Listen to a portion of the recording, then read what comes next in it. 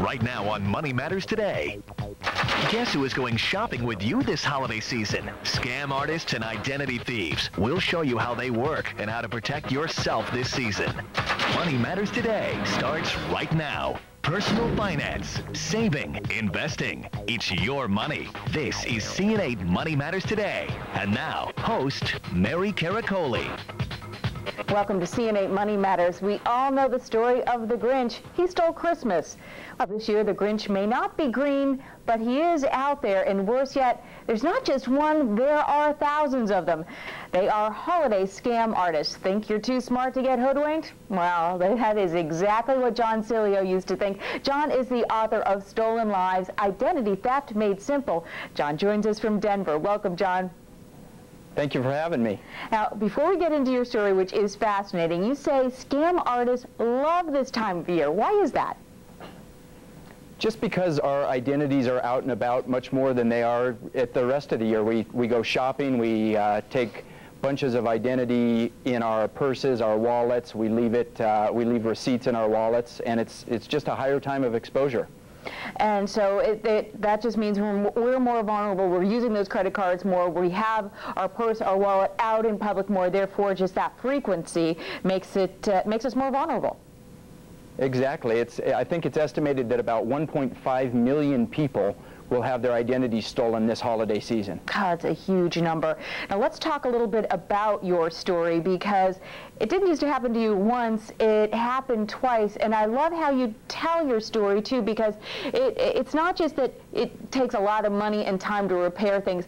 You also face the possibility of going to jail if your identity is stolen.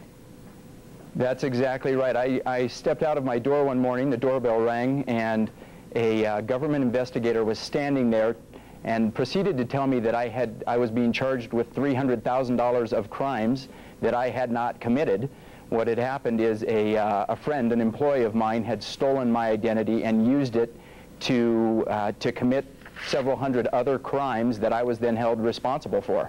And this is what's so interesting. This was somebody you knew, and I think a lot of us think that identity thieves are folks lurking out there somewhere that we don't know who they are. Oftentimes, it is somebody we know or that we have a business relationship with. That's exactly right. In fact, in 50% of the cases, you know the thief that commits identity theft. It's a huge number, and one of the great myths is that it happens anonymously. In general, or I should say in 50% of the cases, it is somebody that you know. And so for your story, I'm sure the viewers want to know, did you end up going to jail for the crimes that were committed by this other person? I did not.